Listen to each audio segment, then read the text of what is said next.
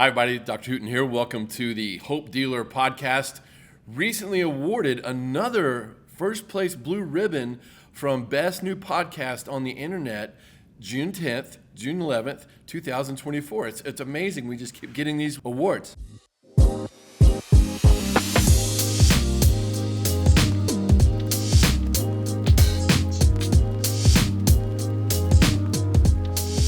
We have a lot of fun here at Hooten Family Healing Center. If you want to get well, this is for you. Today's video is a hot topic. It is all about vaccines. I'm going to regurgitate mountains of information that I've read and studied over the last 35 years on this important topic. And before you change the channel thinking you've known everything, I promise you, even if you are a non-vaccinating person or if you are a vaccinating person, you are going to learn something today. In the world of vaccines, you tend to run into two groups, either for it or against it, of course.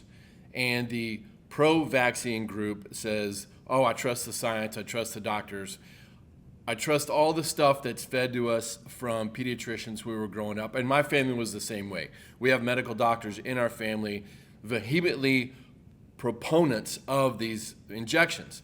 And so when I was born in 1971, I got the standard 4 or 5 shots. Fast forward to 2024, and it's upwards of 80 or 90 shots per kid before they're in kindergarten. And you can go check the math on that. It is somewhere between 70 and 100 shots. Well, what on earth has happened to cause us? There's just several big questions. Like, what has caused us to have to go from 4 or 5 vaccines in the 60s and 70s to almost 100? That just begs a question, and then you start looking at the money behind it, and you can start to whittle away and really get to the answer. We have a kid now who's 13, has never had a shot, not a shot of anything for vaccine related, any other type of flu shot or whatever kind of shot you could think of. She never had anything to prevent a disease. I mean, that's just blasphemy in our world. But I came from a vaccinating family, so something shifted my mindset.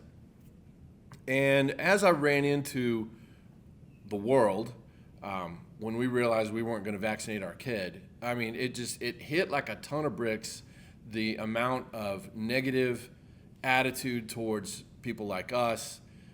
We were crazy, charlatans, all the name calling. And when that started happening, I realized we were probably right, because some 90-something% of the country is vaccinated.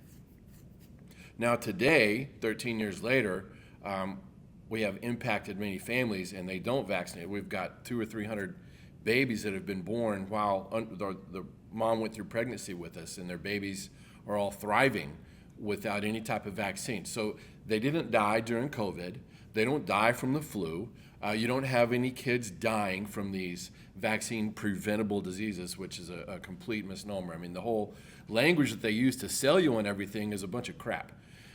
But how did I get to that point? Well, it really goes back, so kind of follow me here. If you're just interested in this whole vaccine theory, if you need some ammunition on how to tell your family, hey, we're not vaccinating our kids, or if you just want some more information on how to take it to the people that are pushing these vaccines, the entire scientific method was thrown out the window with the earliest vaccines, the smallpox, the polio vaccine. None of that has any scientific method behind it whatsoever.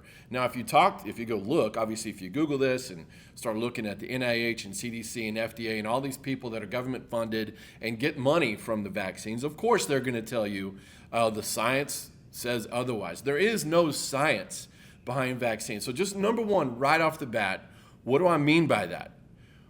There has never been a study, and if you plug this in on a search engine, there's never been a study comparing a vaccinated group to an unvaccinated group. That's never been done. What one company did was they set up a sham study, a fake study, giving one set of kids this measles vaccine and another set of kids the measles vaccine without one ingredient in it, but they were still giving them all this other crap that was in it. They took one ingredient out and did a study, But they still, both sets of kids got shots with a bunch of garbage in it. That is not a real study. You would have to look at a group of kids that have never had any shots of any kind versus the kids that have had shots. Now, because of where we are, where we live, and the people that we surround ourselves with, we have all these hundreds of kids that have never had one vaccine. They don't get sick. If they get allergies or something, it goes away. Have some of them gotten chicken pox and measles? Of course, but it goes away. Their immune system is banging, baby. They are just killing these drugs, drugs and the bugs. Here comes the bug at you. You're going to inhale it. It's going to get all over you, but your immune system just smashes it. That's what my body does now. That's what my kid's body does to the 10th level of what I do. That's what all these babies are doing. But they've never had a shot. So you almost have to look and observe. That would be the first step, right, in the scientific method. Observe a group and then compare it to another group. Well, they've never done that. They start with the end in mind, which is to sell you on a vaccine. So that's hole number one. Number two, you start thinking of things along the lines of history and putting it together sort of logically. Back in the mid-1800s, there was this epidemic of babies, or moms and babies, dying at birth. And this carried on, it was near as anybody can tell, like 100 years, maybe even before that, where if you were a pregnant mom and you went to the hospital, the chances of you dying were like 1 to 3 or even 1 to 5 if you went to the hospital. And an untold amount of babies died from this thing called purpura infection. And I think I've talked about this on a video before. So if you want more information on that, just go look. But basically this guy discovered, doing an autopsy, that they were doing autopsies on these moms that had died and then going right upstairs and delivering babies without washing their hands, without wearing gloves. So they were cutting open dead bodies and then getting all these, bugs and parasites all over them from these dead people, going upstairs and delivering babies and passing the germs right into the moms and the babies. So they were getting this infection from the doctors. And of course, that's what was making everybody sick. And then people didn't know any better. There was no hygiene. Doctors religiously believed they couldn't get dirty. It was just a big mess. Well, then the germ theory was introduced by Pasteur and a few others. And they said, we probably should be washing our hands and wearing gloves and doing some hygiene. And then plumbing was invented, so we're not swimming around and walking around in sewage everywhere. So our environment got cleaned up, and obviously disease transmission settled down quite a bit. But this fear, when this came out, when the whole pasteurization and the germ theory and everything, when that came out, people fully believed it was the bugs that got them sick. So this huge fear thing happened. So everybody's scared. And with everybody scared, then they're going to take action if they believe this is what we have to do. So if somebody wants to get you to do something, they're going to try and scare you to death. That's sales tactic 101, especially in healthcare. Now, here are the bugs. Are they a real thing? Is that purpura thing a real thing? Is the polio bug a real thing? Sure. Is measles bug a real thing? Yes. But how come everybody didn't get purpura fever? How come everybody didn't get polio? How come everybody doesn't get measles? Some people's immune system are just strong enough, and we should be studying those people, what makes people strong. But you get this whole fear campaign, and now the whole world becomes afraid of a bug. Essentially, everybody became a germaphobe.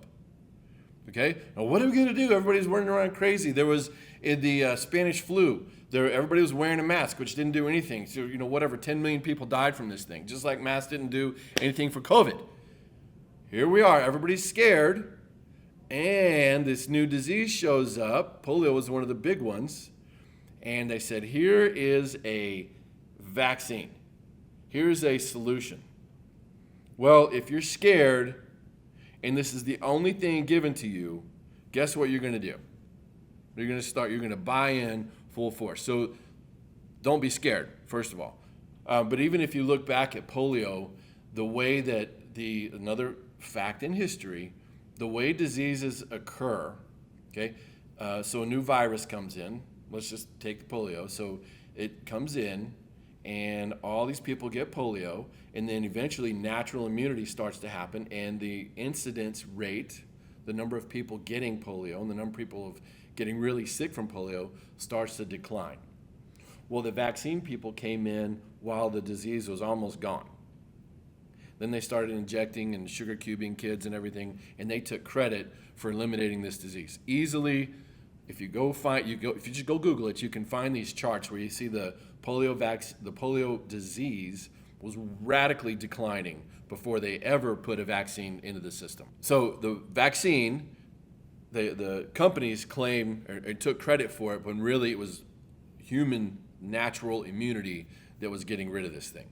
And by the way, polio is not gone anymore. They reclassified it. They call it 3 different things now. So it's still around. It hasn't been eradicated. And here's all these vaccines now on the schedule, and they're all the same way. Measles itself isn't a deadly disease, but they try to scare the snot out of you that it is deadly. You go through these, I don't know, if you go just Google how many vaccines there are, they're for everything. There's a thing for diarrhea. I feel like I need to go memorize this list. I'm not sure it'd be possible because tomorrow there's going to be a new one. And then you can't sue them. Did you know that? If your kid gets damaged by a vaccine, they're immune from liability. It's one of the only drugs like that. You can't go after the doctor. You can't go after the vaccine company. They passed this law in Congress because they were shelling out money, the lobby companies, to congressmen and women to protect them, so the vaccine manufacturers have immunity. It is a sham, catastrophe, nightmare. You should stay away from it as far as you can. Now, I'm not saying being flippant about your immune system, because the obvious question is, well, how do I protect my kids? How do I protect myself from the flu? I have no idea when the last time I got the flu was. It had to be when I was a teenager. Did I get COVID? Well, I never tested myself positive. I blew some snot in a rag, and I got one of those things. I wasn't going to shove it up my nose, and I rubbed the Q-tip thing in the snot, and it was negative. Did I get it? I don't know, probably. Did I get sick? No. So how do you keep your immune system strong? Well, there's some obvious things. Number one, eliminate sugar from your diet. Get it out. There is no such thing as okay sugar, not even a donut. And you say, Dr. Hooten, isn't that a little extreme? No. If you saw how damaging a piece of candy is to you or your kid, you would make it illegal to eat it in your house. It is an anti-nutrient. You could put it in the same class as a poison. It's that devastating to your cells. If you eat a piece of a cookie, right, your immune system gets involved to repair the damage from the cookie. Don't shoot the messenger. I'm just telling you how your body works. In our house, there is none of these things. We don't keep alcohol in the house because I'd be tempted to drink it. We don't keep candy in there because all of us would be tempted to drink it or eat it. If we have any kind of sweet, it's of the raw variety. There's no artificial sugars or anything in there. There's no artificial colors. We get all that crap out. So eliminate all of the crappy sugars. Obviously, sodas, they need to go away. The diet sodas, all these things your body has to repair from. Your immune system is heavily involved. So if you're putting all this stuff in, your immune system gets drained. Yes, you're going to get sicker than somebody that doesn't. Now just think of it logically. Let's say you lined me up, okay? I'm Dr. Hooten A and Dr. Hooten B. Dr. Hooten A is 95% clean. Like there's no anything artificial, no sugar, no alcohol, nothing like that. Over here, I'm eating all the fast food I want. I'm drinking sodas and diet sodas. I'm eating cookies and ice cream. Which one of us, Dr. Hooten A or Dr. Hooten B, is going to be sick? The one taking care of himself or the one not taking care of himself? And be honest. Are you taking care of yourself? Now, how do you do that all together? Well, obviously we can help you in the office. Diet is one big piece of the equation. Probably even more important is your mindset. Are you just flippantly going around and eating all kinds of garbage? Or are you conscious of what you're doing? Are you conscious of what you're putting in your kids? So your mindset is number one. Let's think prevention, how strong, strength. We're talking hope here. Let's give our body hope and start eliminating some of the crap. Just as important as your diet, in fact, even more important, is the health of your spine. And that is directly where we become involved. Your brain, your spinal cord, controls everything about your body. Your immune system, how fast your immune system responds. Okay, so let's just take the recent COVID. So people were coming in here unmasked, unvaccinated, breathing all over me. I know some of them came in positive because they told me they tested, and they would say, do I need to wear a mask? And I said, absolutely not. Do not do that. Breathing all over me. I didn't get sick. How do we do that? Well, my spine. I take care of this all the time. Every day I'm doing things to keep my spine flowing, and my immune system responds so fast. I mean, people are breathing on me all day. People, if in your world, if you're hugging on anybody, you're getting some crossover germs. Oh man, I just remembered a factoid. How many different particulates, do you guys know this? So when you breathe out, okay, obviously we're breathing out carbon dioxide, and there's a few other gases like nitrogen and that kind of thing. 30,000 different things are in our expiration. 30,000. From virus particles to dead bacteria, the smog, we inhale crap from the air, we got to get rid of that. It's all coming out, 30,000 different things. You're not going to avoid all these bugs. It is a physical human impossibility. But if you keep your immune system strong with a healthy flowing spine, so your brain gets to your body like something 300 miles per second. So let's say I inhale a flu bug in through my nose or my mouth or whatever. Your first line of defense is your tonsils, right? Maybe even your saliva, your nose hairs, if you know anything about the immune system. And as you inhale these things, your body picks it up really quick. Hey, this little flu bug, we need to kill this thing. So your brain sends a message to your tonsils and your white blood cells and your bone marrow and your liver, spleen, kidneys, and everything involved in your immune system to beef up the fight. And before the flu bug can settle in and replicate and do whatever it's going to do, you've already killed it, and you're sneezing it out, you're coughing it out, your snot, you're getting rid of it. That's how strong your immune system is. That's how strong it's meant to be. Yet, when you get the snivels, people will tell you to take a drug.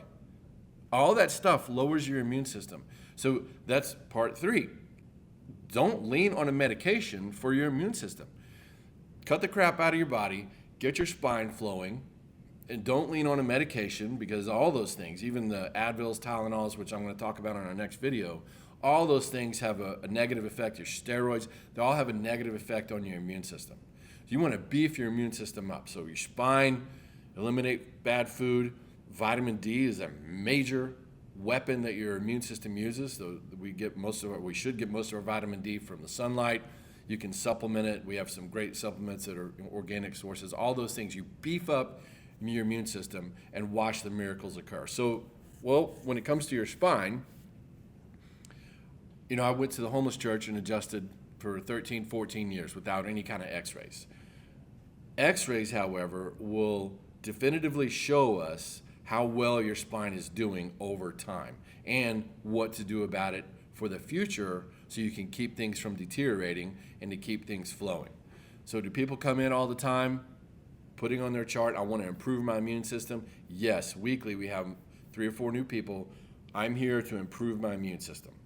Or they'll have an autoimmune disease like, what's the big one? Humira is the big autoimmune drug for rheumatoid arthritis, Stelara for all this cirrhosis, and you name it. Getting adjusted will help your immune system overcome all that stuff.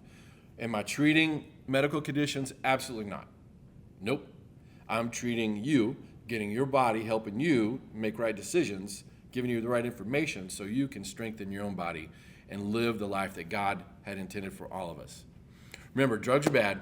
God is great. So are you. You can find us all over social media, frontdesk.hootenfamily@gmail.com or just drhooten.com. We're in the North Dallas area. If you are watching this or somebody shared this with you and you don't live in the North Texas area, reach out to us anyway. We'll help you find somebody. Talk to you next time.